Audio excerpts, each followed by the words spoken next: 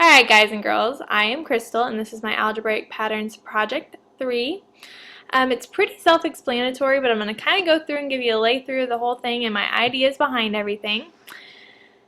Alright, let's move on. I think songs are the best way to get things memorized, so I put a bunch in.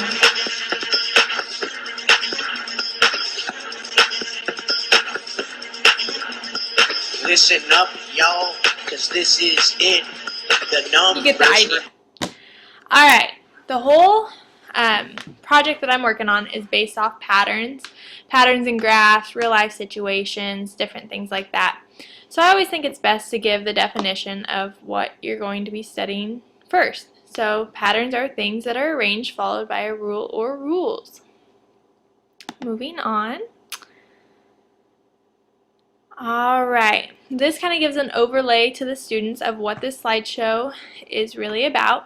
My whole plan is to have this be a semester-long project along with, different other projects, but I think this is a good way to, kind of keep them going throughout the semester, and then their final gets based on this at slide 15. Alright, the first hands-on assignment, it'll follow up this video. This video kind of just shows different patterns in math, but it's to come up with their own pattern, something in real life.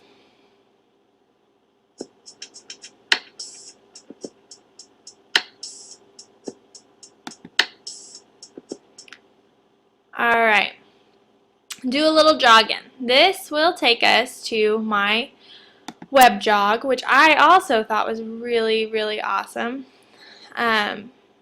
Really awesome thing to have. It'll go through my 4 different pages that I had, lead them all, to all my different assignments that I had. And so that'll give, 4 extra assignments just off my web jog alone. So we'll go back to my slide. Alright, head to the next slide. This is just a little video kind of showing, where patterns are in real life.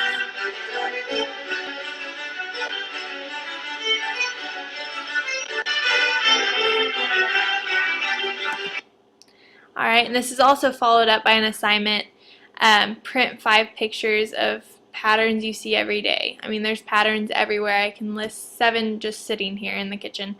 They're everywhere, and I think this would be a really good assignment to really make them think about, how this assignment really does tie into the real world. I think that gets left a lot in math, well, how am I going to use this in real life? Well, you will. It really does happen in real life.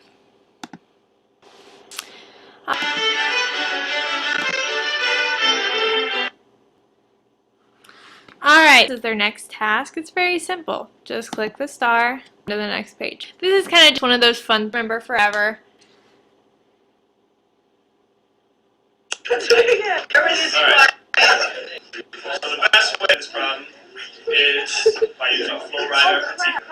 No, don't I got it. Cool.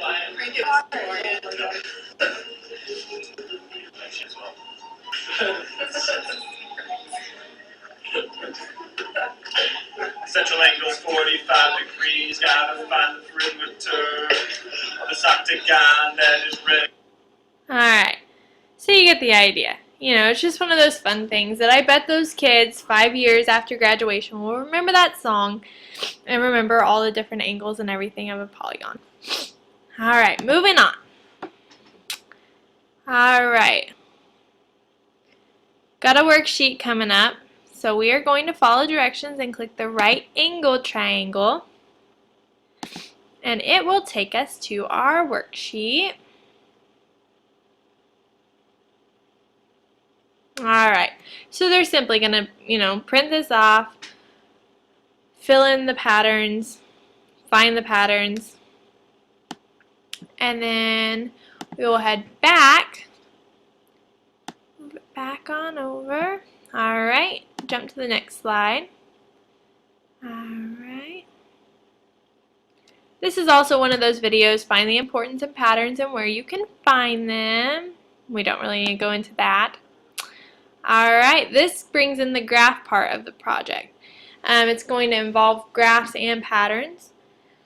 So this one's also a partner assignment, so they're going to have to pick a partner.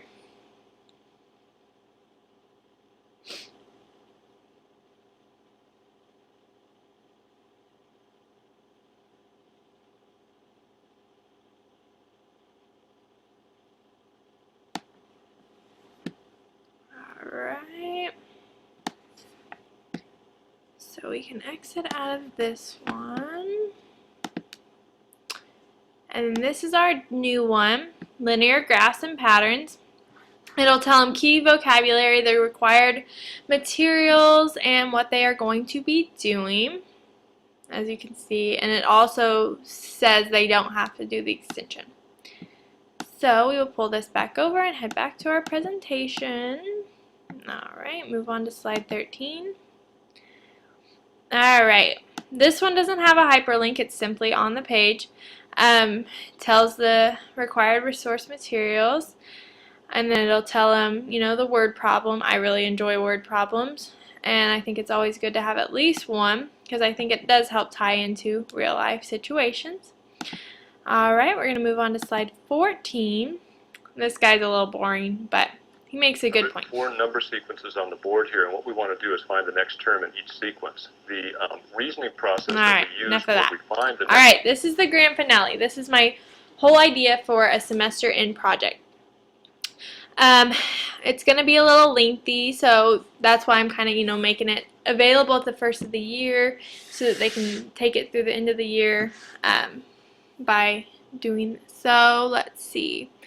It gives them all the steps that they need. It even gives them the rubric and how the points are breaking down. Alright, so this is my project. I hope you all enjoyed watching me talk about it. I'm really hoping to be able to use this in my lesson plan for lesson 6. I think it's a really great tool to be able to have. Students are going to be able to do it really easy, I think, and it'll tie a lot into my actual lesson plan along with my word jog and everything. So anyway, thank you for watching, and we'll talk to you later.